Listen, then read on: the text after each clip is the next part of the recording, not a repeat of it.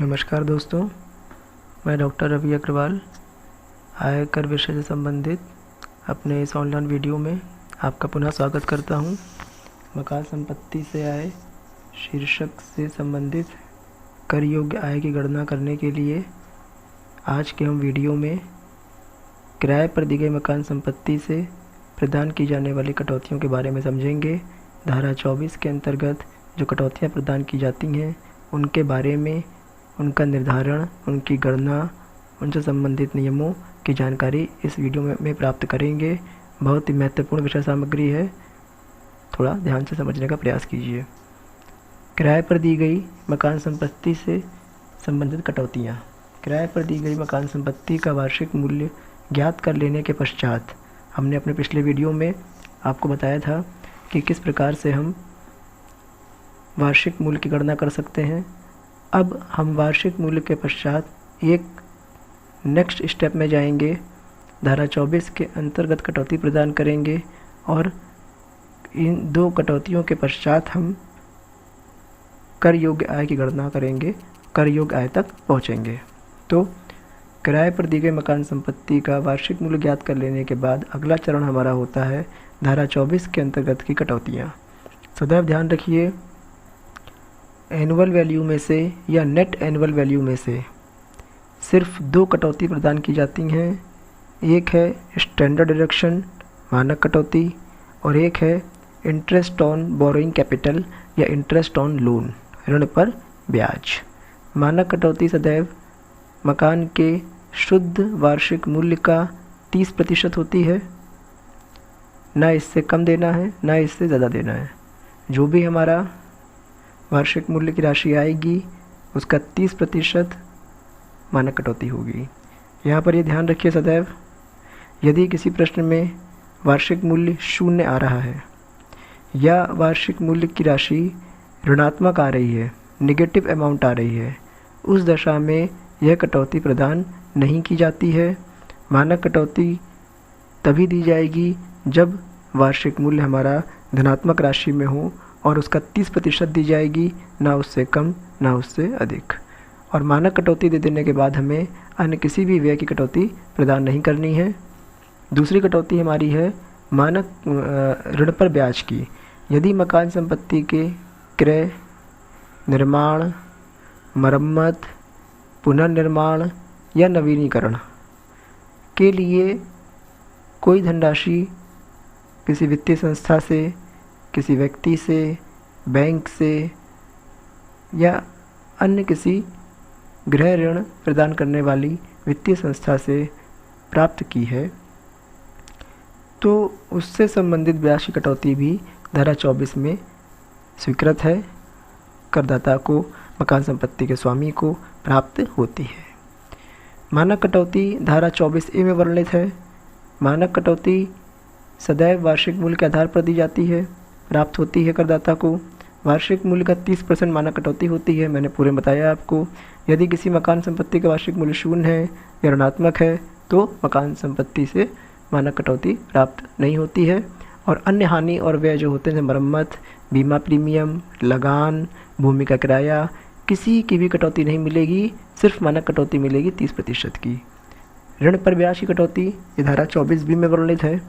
यदि मकान संपत्ति के स्वामी ने, पुनः समझ लीजिए आप लोग फिर से, मकान को क्रय करना, निर्माण कराना, पुनर्निर्माण कराना या मरम्मत कराना, इस उद्देश्य से कोई ऋण की राशि ली है और इस ऋण से संबंधित ब्याज की कटौती भी दी जाएगी। ऋण पर ब्याज की कटौती के दो भाग होते हैं। एक होता है निर्माणाधीन अवधि। निर्माणाधीन अवधि कंस्ट्रक्शन पीरियड से पहले की अवधि। कंस्ट्रक्शन पीरियड मतलब हाउस फिनिश होने से पहले की अवधि, प्री कंस्ट्रक्शन पीरियड भी कहते हैं इसको। मकान निर्मित होने या प्राप्त करने से पहले की अवधि के ऋण पर ब्याज की कटौती। और एक होता है गत वर्ष के ऋण पर ब्याज की कटौती, गत वर्ष में जो भी बकाया राशि होगी उसकी कटौती। अब हम एक एक को समझेंगे, आराम से सब समझ में आएगा आप लोगों को। निर्माणाधीन अवधि के ऋण पर ब्याज की कटौती क्या है और उसकी गणना कैसे की जाएगी, वो कैसे स्वीकृत होगी, ये सब चीज़ें हम आगे के वीडियो में समझेंगे। यदि मकान संपत्ति के स्वामी ने निर्माण कार्य के दौरान या उससे पूर्व मकान का निर्माण या क्रय करने से पहले कोई ऋण लिया था, तो ऐसे ऋण के ब्याज की कटौती मकान बनकर तैयार होने वाले गत वर्ष से प्रारंभ करते हुए 5 वर्ष तक आनुपातिक रूप में एक समान राशि में प्रदान की जाती है।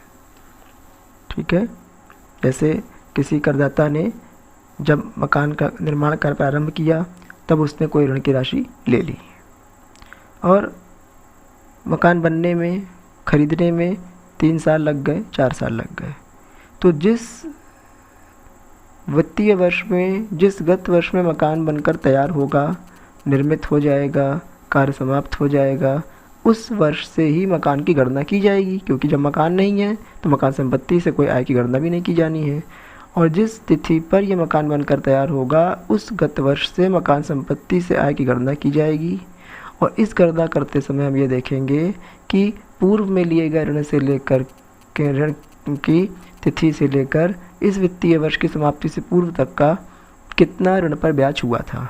उस संपूर्ण ब्याज को एक वर्ष में नहीं दे देंगे, उसकी कटौती 5 सालों में एक समान राशि में दी जाएगी। आगे एक उदाहरण की सहायता से इसको हम समझ सकते हैं। इसकी विधि समझिए, कुछ चरणबद्ध प्रक्रिया है, उसके अनुसार हम इसको समझने का प्रयास करेंगे।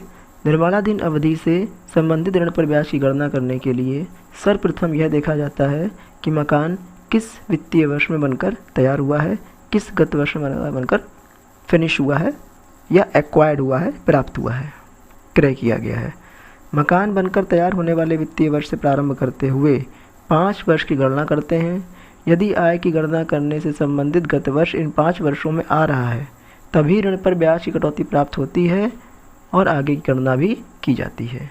फॉर एग्जाम्पल, यदि कोई मकान 1 जुलाई 2015 को बनकर तैयार हुआ तो इस दशा में मकान निर्माण होने की तिथि 1 जुलाई 2015 है, अतः वित्तीय वर्ष 2015-16 में मकान बनकर तैयार हुआ, या ये कह सकते हैं कि गत वर्ष 15-16 में मकान बनकर के तैयार हुआ। तो अब इस दशा में यदि कोई निर्माणाधीन अवधि के ऋण का ब्याज है तो उसकी कटौती हमको 2015-16 से लेकर के 5 वर्षों में दी जाएगी। 15-16, 16-17, 17-18, 18-19 और 19-20।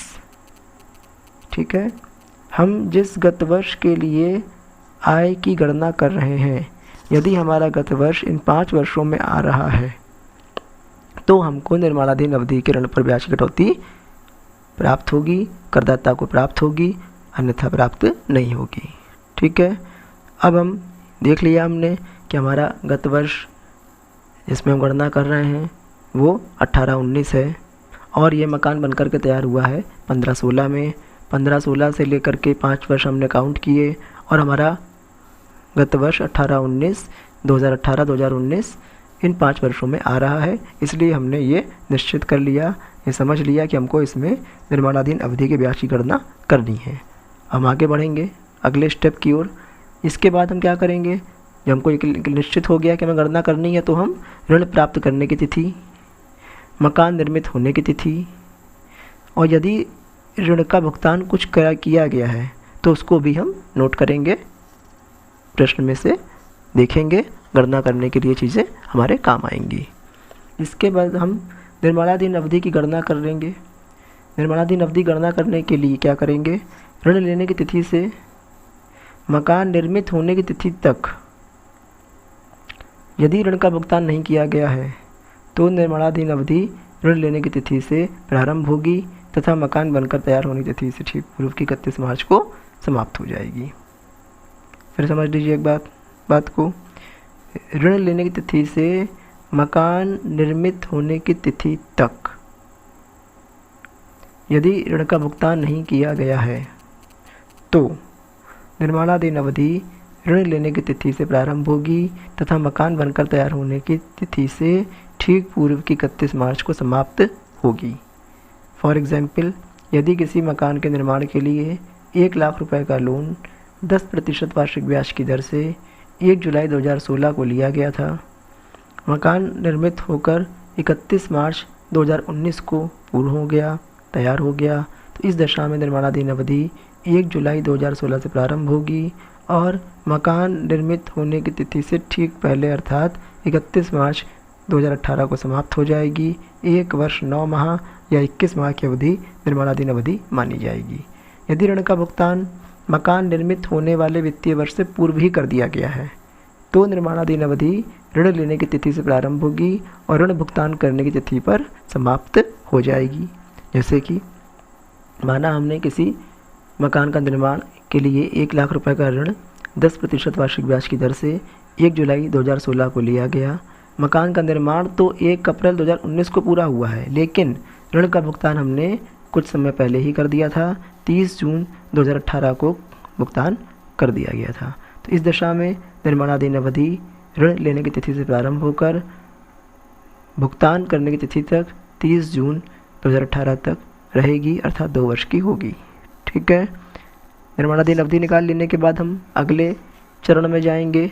इसमें हम ऋण की राशि और ब्याज की दर की सहायता से निर्माणाधीन अवधि के कुल ब्याज की गणना करेंगे कि जो हमारा ऋण लिया गया था उसकी धनराशि क्या थी, उसकी ब्याज की दरें क्या थीं और उस ब्याज की दर पर हम अपनी निर्माणाधीन अवधि का कुल ब्याज निकालेंगे।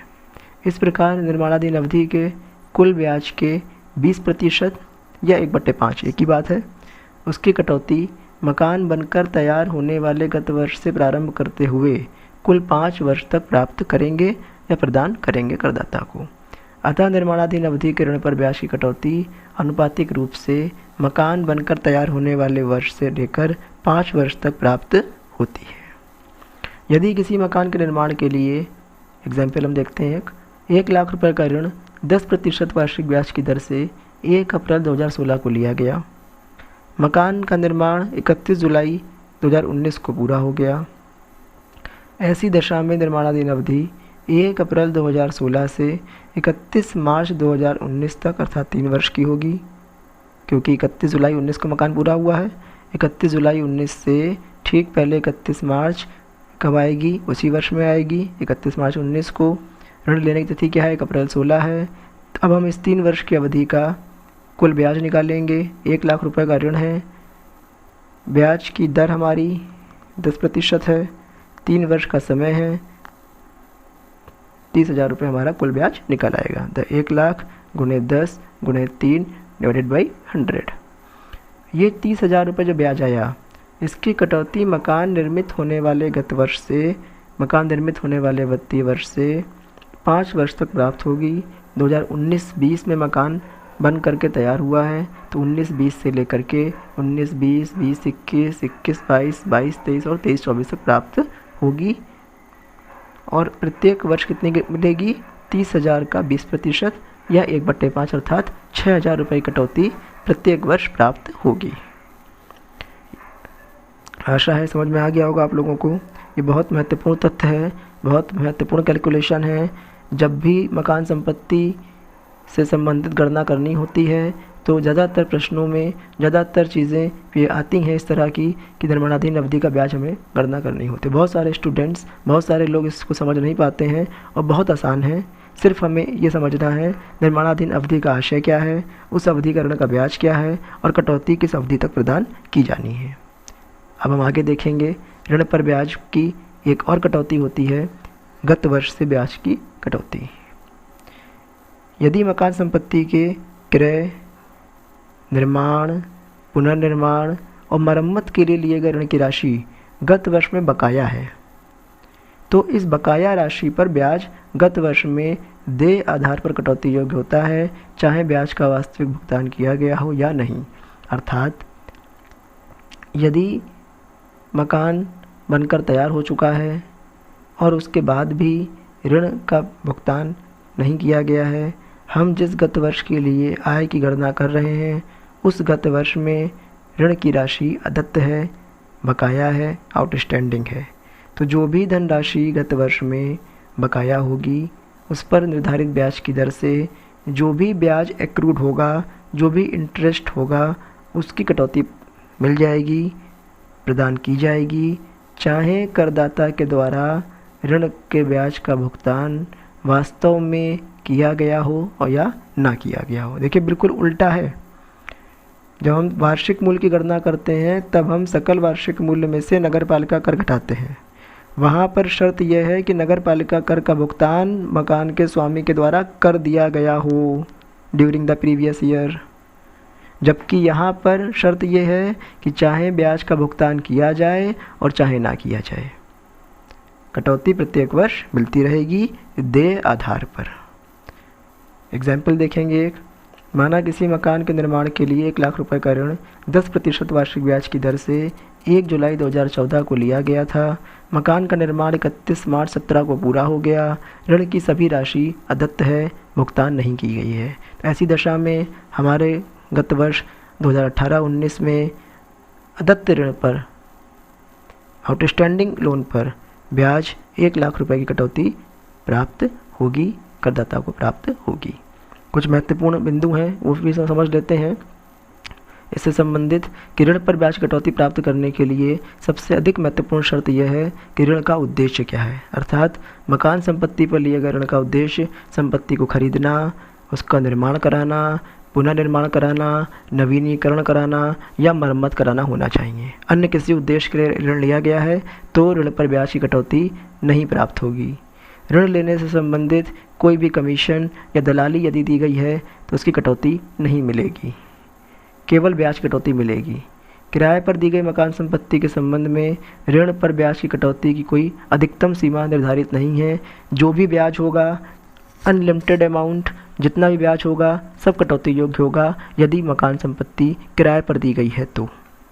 ऋण पर ब्याज की कटौती देय आधार पर कटौती योग्य होती है। मैंने बताया पूर्व में भी आपको कि अर्थात यदि किसी वर्ष में ब्याज का वास्तविक भुगतान नहीं भी किया गया है तो भी कटौती प्राप्त होती है। यदि मकान संपत्ति से संबंधित किसी पुराने ऋण को चुकाकर नया ऋण लिया गया है तो इस नए ऋण के ब्याज की कटौती भी प्राप्त होती है। कि आपने एक ऋण लिया था, वो पुराना हो गया और आपने उसको चुका दिया और उसको चुकाने के लिए एक नया ऋण ले लिया, तो नया ऋण आप जो लेंगे वो मकान से संबंधित माना जाएगा और उसकी कटौती आपको मिलती रहेगी, पुराने की बंद हो जाएगी। यदि ऋण का ब्याज भारत से बाहर भुगतान किया जा रहा है जिस पर भारत में स्रोत पर कटौती नहीं हो रही है, कोई टीडीएस नहीं कट रहा है और भारत के बाहर उसका भुगतान किया जा रहा है, तो इस दशा में ऋण पर ब्याज की कटौती प्राप्त नहीं होगी। यदि करदाता द्वारा पूर्व के किसी वर्ष में ऋण का ब्याज का भुगतान नहीं किया गया, डिफ़ॉल्ट किया आपने, पूर्व के वर्षों में ऋण पर ब्याज का भुगतान नहीं किया और पुराने ब्याज का भुगतान ना करने के कारण जो आउटस्टैंडिंग इंटरेस्ट था उस पर वित्तीय संस्थाएं ने एक्स्ट्रा ब्याज लगा दिया, ब्याज पर ब्याज लगा दिया, तो इस दशा में इस अतिरिक्त ब्याज की कटौती प्राप्त नहीं होगी। एक समरी टेबल देख लीजिए, कैलकुलेशन कैसे करी जाती है। इसमें computation of income from a let out house property दिखाया गया है कि यदि किराए पर दी गई मकान संपत्ति के लिए हमें आय की गणना करनी है तो कैसे करेंगे। फॉर द सस्पेंड ईयर सबसे पहले ग्रॉस एनुअल वैल्यू निकालेंगे, उसमें से municipal taxes paid by owner during the previous year घटा देंगे और अनरियलाइज रेंट यदि कोई है तो उसको घटा देंगे। इस प्रकार इन दोनों राशियों को घटाने के बाद जो शेष राशि बचेगी वो हमारी शुद्ध वार्षिक मूल्य होगा, नेट एनुअल वैल्यू या एनुअल वैल्यू होगा। इसमें से हम डिडक्शंस घटाएंगे धारा 24 के अंतर्गत। Number 1 standard deduction 30% of annual value और फिर इंटरेस्ट ऑन लोन। इसके दो भाग हैं, interest on loan for construction period या प्री कंस्ट्रक्शन, और सेकेंड है हमारा interest on loan for previous year, जो भी आउटस्टैंडिंग अमाउंट गत वर्ष में होगी उस पर ऋण पर ब्याज। इस प्रकार हम इसको घटाने के बाद जो शेष राशि बचेगी वो हमारी इनकम फ्रॉम हाउस प्रॉपर्टी होगी। कई बार ऐसा होता है कि राशि जो आती है वो नेगेटिव होती है तो उसको हम लॉस भी कह सकते हैं। इस प्रकार हमारा किराए पर दी गई मकान संपत्ति से लाभ, आय या हानि की गणना कर सकते हैं। वीडियो देखने के लिए बहुत बहुत धन्यवाद आप लोगों का। यदि कोई समस्या हो, यदि इससे संबंधित कोई सुझाव हो तो अवश्य भेजें मेरी ईमेल आईडी पर या कॉन्टैक्ट नंबर पे आप व्हाट्सएप कर सकते हैं, कॉल कर सकते हैं या मेल के द्वारा सूचित कर सकते हैं। और लोगों को भी इसको शेयर करें, लाइक करें। बहुत बहुत धन्यवाद।